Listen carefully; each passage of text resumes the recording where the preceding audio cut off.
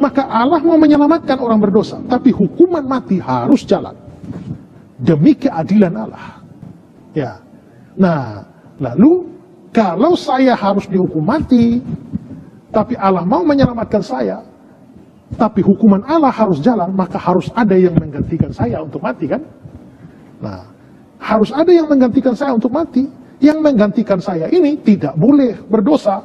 Karena kalau dia berdosa, dia harus mati untuk dosanya. Bagaimana dia bisa mati untuk dosa saya? Ya. Nah, maka dibutuhkan untuk mengganti orang berdosa, harus orang tidak berdosa. Tapi yang tidak berdosa di siapa? Sebab kan orang berdosa. Maka supaya bisa menjadi pengganti, maka yang tidak berdosa kan cuma Allah. Entah normal, entah enggak, tuh kan. Perlu dipertanyakan itu.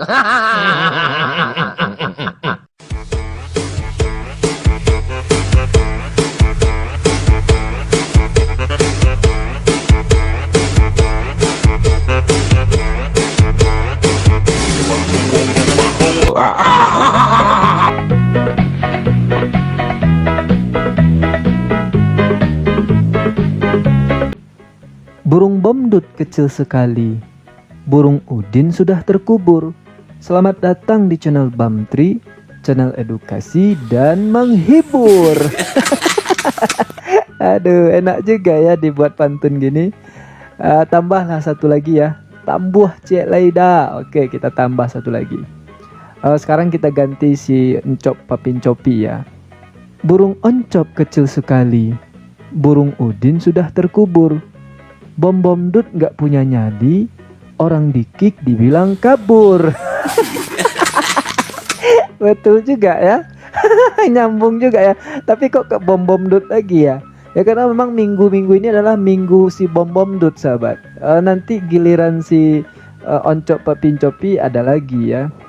Oke, tambah satu lagi pantunnya ya. Ini yang berkaitan dengan konten kita hari ini. Boleh lah ya. Boleh lah, siapa bilang nggak boleh di channelnya Bom Dut baru nggak boleh. Satu kali ngomong langsung di kick kita sama dia. Oke, satu pantun lagi. Burung bomdut kecil sekali, burung udin sudah tak laku. Karena satu pertanyaan Bamtri, para oten kelihatan dungu.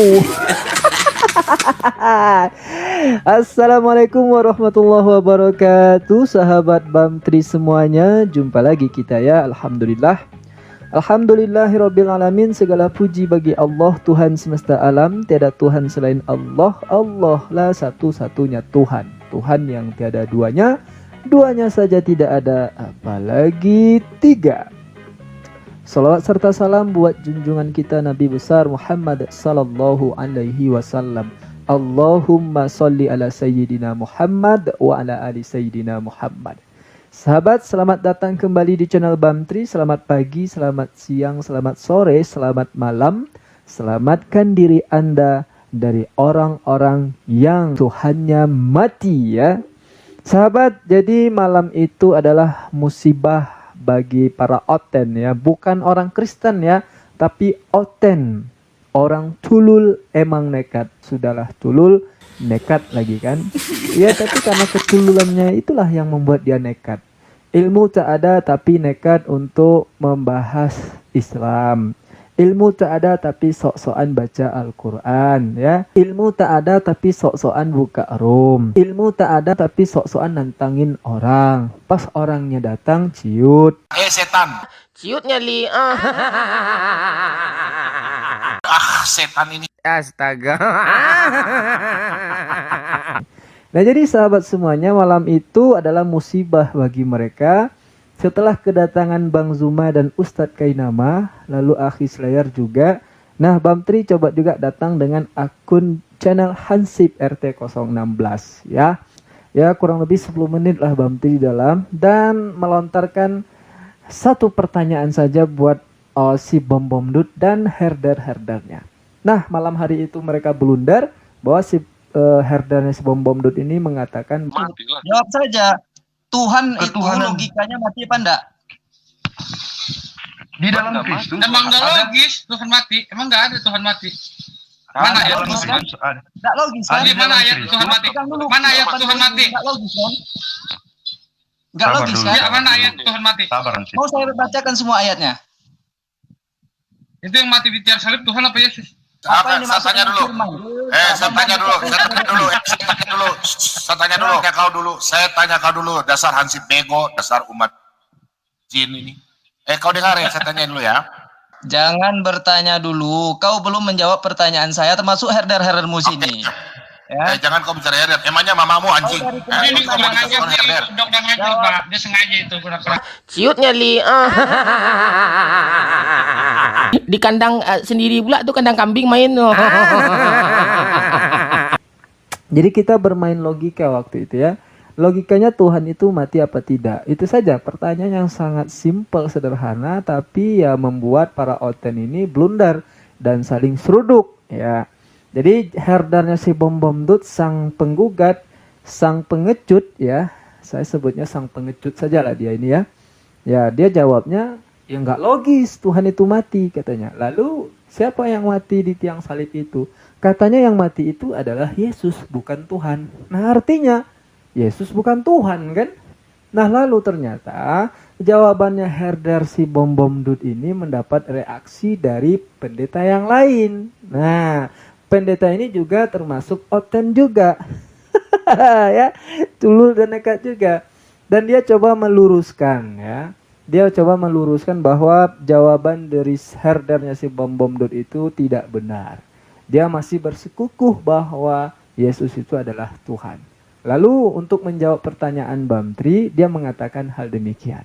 Tuhan itu logikanya mati apa enggak? Allah mau menyelamatkan orang berdosa, tapi hukuman mati harus jalan demi keadilan Allah. Ya. Nah, lalu kalau saya harus dihukum mati, tapi Allah mau menyelamatkan saya, tapi hukuman Allah harus jalan, maka harus ada yang menggantikan saya untuk mati kan? Nah, harus ada yang menggantikan saya untuk mati. Yang menggantikan saya ini tidak boleh berdosa. Karena kalau dia berdosa, dia harus mati untuk dosanya. Bagaimana dia bisa mati untuk dosa saya? Ya. Nah, maka dibutuhkan untuk mengganti orang berdosa, harus orang tidak berdosa. Tapi yang tidak berdosa di siapa? Semua kan orang berdosa. Maka supaya bisa menjadi pengganti, maka yang tidak berdosa kan cuma Allah. Tapi kalau Allah bukan Allah di sana, terus bagaimana bisa mati? Supaya bisa mati harus jadi manusia dulu. Entah normal, entah enggak tuh kan. Perlu dipertanyakan itu. Ya, itu dia jawaban dari pendeta Esra Soru ya. Lain lagi jawabannya. Ya, sebetulnya pertanyaan itu bagi mereka seperti si buah bom dut ya. Maksud kami seperti buah si malakama ya. Mau dijawab salah, nggak dijawab salah. Atau dijawab mati salah, dijawab tidak mati pun salah juga kan. Ya kalau kita melihat jawaban dari Pak Pendeta Esra Soru, kalau hanya dengan imani saja ya mungkin bisa sah gitu ya, sah. Tapi kalau kita gunakan akal pikiran kita ini, itu tidak masuk akal. Ya tidak masuk akal.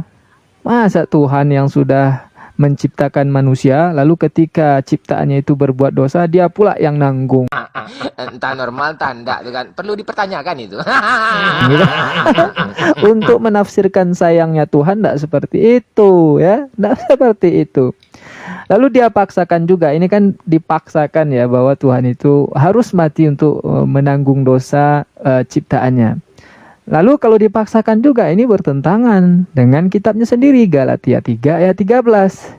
Karena di sana dikatakan bahwa terkutuklah orang yang digantung pada kayu salib. Lah Yesus mati di kayu salib. Berarti kan Yesus ini adalah terkutuk kan?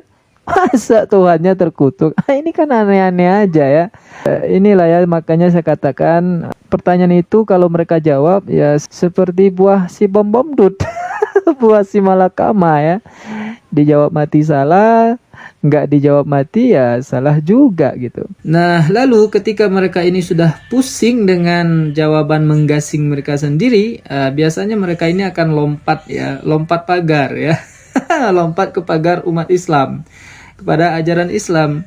Nah di sini si Esra Soru ini masih sempat juga dia mengolok-olok keselamatan di dalam Islam. Ya dia mau mengatakan bahwa di Kristen itu keselamatannya lebih oke, lebih mantap karena cukup imani saja percaya Yesus masuk surga. Dan dia datang untuk menyerahkan nyawanya menjadi tebusan bagi banyak orang. Ya, setelah semuanya itu Yesus bilang tetelestai, sudah selesai. Berarti penebusan atau hukuman yang untuk orang berdosa sudah selesai. Kalau sudah selesai ya dosa semua sudah dibayar. Kalau sudah dibayar maka untuk selamat orang hanya perlu beriman atau percaya kepada Kristus. Barang siapa percaya kepadanya tidak binasa melainkan beroleh hidup kekal. Kalau ada gerombolan sebelah yang kebetulan nonton acara ini, saudara tidak punya juru selamat. Saudara boleh beramal saleh sebaik apapun, sebenarnya bisa menyelamatkan kamu, asal kamu tidak ada dosa satu. Begitu ada dosa satu, kamu harus masuk ke neraka jahanam. Upah dosa ialah maut, bukan upah dosa-dosa. Berarti syarat masuk neraka itu dosa satu saja, masuk neraka. Jadi kamu boleh beramal saleh sebanyak apapun, tapi kalau ada dosa satu, kamu binasa. Kamu orang berdosa, kamu pasti masuk neraka jahanam. Saya juga orang berdosa, saya pasti masuk neraka jahanam. Bedanya kau dan saya adalah saya punya juru selamat, kau tidak punya. Nah, lalu untuk menjawab pertanyaan dia ini, ya kita mudah saja ya, bahwa faktanya di dunia ini banyak sekali oten itu berbuat jahat gitu kan, membunuh orang, memperkosa orang dan sebagainya. Yang terbaru ya katakanlah si Sambo ya kan. Sambo itu kan Kristen. Nah, lalu kemarin dia membunuh Kristen yang lain. Lalu yang masuk surga yang mana? Apakah dua-duanya masuk surga? Nah, kalau iya, saya takutnya nanti di surga mereka ini baku tembak lagi kan. Perang naga lagi mereka.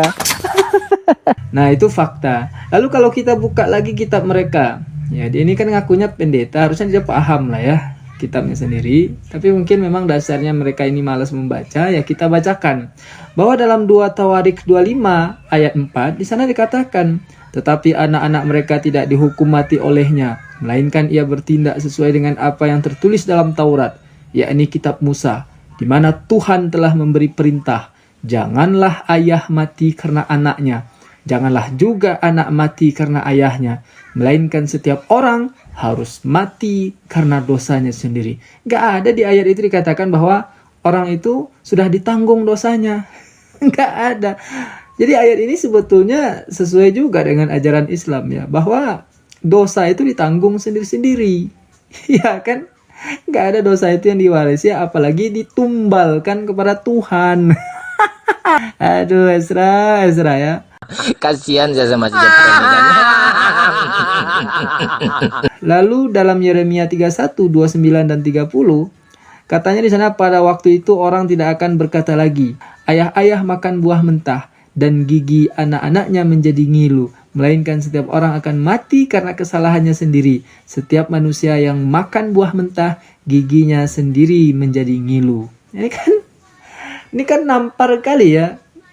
Dari jawaban si Esra Saru tadi, nggak akan ada orang yang akan membantu kita untuk masuk surga, apalagi menumbalkan Tuhan untuk masuk surga. Nah, oke lah sahabat semuanya, itulah kelakuan para oten ini ya. Tapi nggak apa-apa lah, semoga mereka ini panjang umur ya kan. Sehat selalu. Kita yang butuh hiburan ini selalu mendapat tayangan-tayangan yang bisa menaikkan hormon kebahagiaan kita ya. Oke sahabat semuanya, demikian buah si bom-bom dut ini. Sampai jumpa di buah bom-bom dut berikutnya. Assalamualaikum warahmatullahi wabarakatuh.